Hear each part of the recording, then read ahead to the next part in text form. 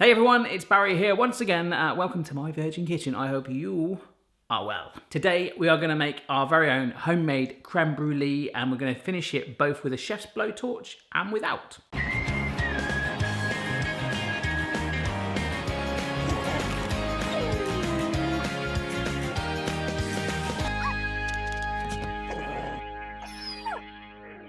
Let's just get something out of the way. I'm not entirely sure the pronunciation. I'm going to say creme brulee.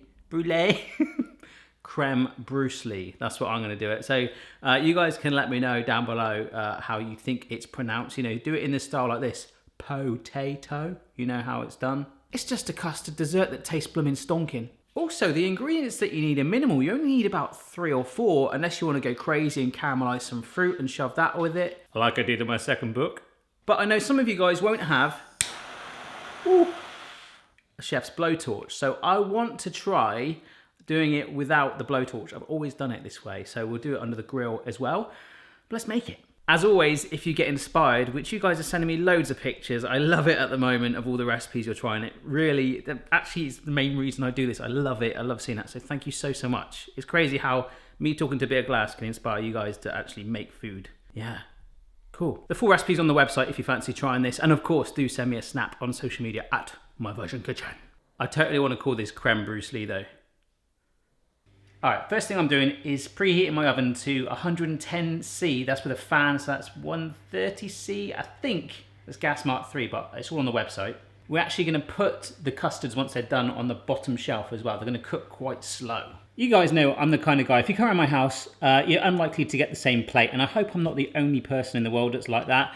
I don't have 4 equal ramekins. I have 2 that are different sized. I don't even know where this one came from. Basically, I've got quite a collection of ramekins, but I think it's all right. Our creme brulees are going to sit in a water bath. We're going to fill this up with water because that will actually help, not always guaranteed, but it will help the custards not crack. And there's something about the moisture in the air once it's in the oven does kind of help that too. But anyhow, let's make the custards.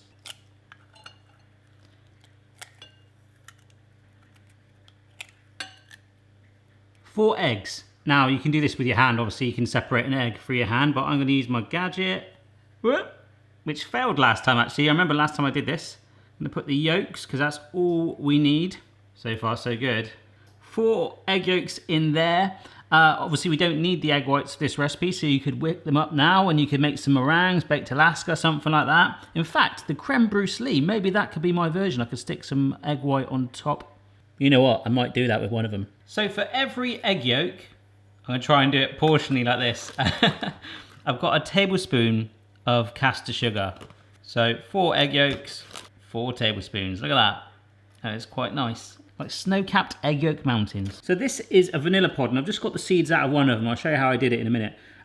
Smells a bit like a Magic Tree air freshener. If you haven't got vanilla pods, you can get it in most supermarkets. Just use vanilla extract, or if you're feeling flash, you can get some vanilla bean paste. I'm no pro on this, but what I do is I nip the ends off, and I actually sort of flatten it myself to give myself a bigger surface area, because then I take the sharp point of my knife and then run it right down the middle. There you go. Do that a couple of times. And to kind of help it, I just open it up. I mean, you don't have to do that, so maybe a bit overkill. And I take the blunt side of my knife and then push it along the pod like that, and I get my seeds out.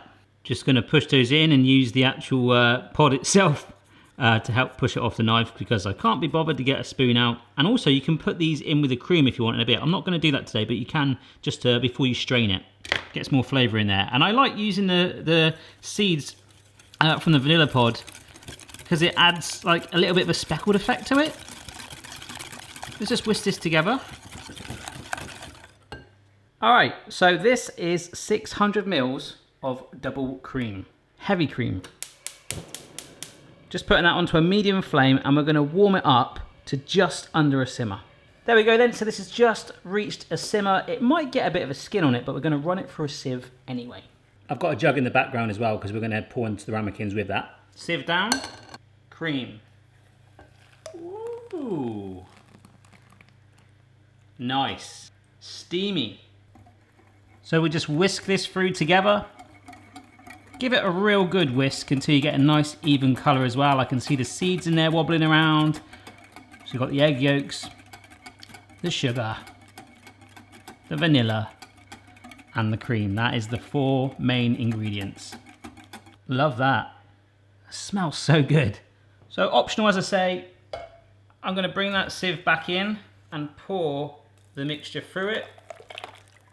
Oh wow, because it just gets, see some of those bigger vanilla pod seeds there, slightly larger chunk ones, just takes that out of it, so you've got a really nice smooth custard. Obviously the downside to having different height ramekins with the water adding, you really want to get it about halfway or maybe about 2/3 of the way up, but they're not too dissimilar in height, so we'll just pour that in. I think this one wants to float, but the mix should hopefully weigh it down. So this is where the jug really helps. We can get that nice sort of controlled flow of the pour into these ramekins. There we go. So it's not going to expand in any way, so you can take it quite close to the top, obviously just leaving a little lip for your sugar coating. So I've just moved my shelf around to like the lower part of the oven because we want to do it nice and slow. We don't want to completely obliterate it, which could actually again risk it more of cracking. I don't know why I'm doing my oven gloves like this. I feel like a boxer. But they go in there for 40 minutes. It might take a little less, it might take a little more, but what you want to do is see that it's still set, but it's got a bit of a wobble in it.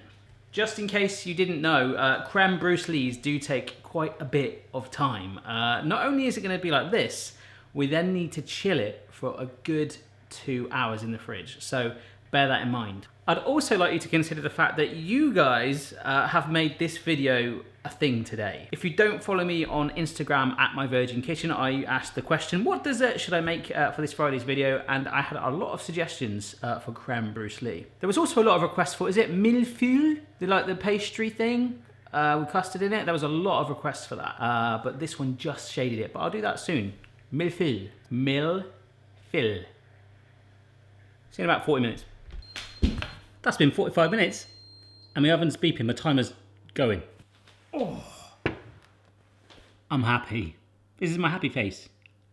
I'm going to stick mine on a wire rack so that the air can get under it to hopefully cool it down a little quicker. Kind of like a cake. So yep, these will cool down to room temperature. I'll then stick them in my fridge. And whilst it's doing that, I can start to edit you and then also come back down and get the chef's blowtorch and the grilled option for our finished sugar coating. All right, everyone, it's actually been 2.5 hours. I've edited all the part of the video I've already filmed, and I've even put a little bit of Bruce Lee in the video already. A little picture of him. That one right there. So these are nice and chilled. So we're going to do 2 with the sugar on the flamethrower thing. Flamethrower? And then the other 2 just under the grill, which I've preheated now. Just like a medium heat. Tablespoon of sugar again. And I was just like looking online at how people sort of char them, and there's no real set way. Sometimes people have like a whole disc of caramel, which I think the grill option will give us much easier. But other times people just do like little patches. So it's completely flexible really.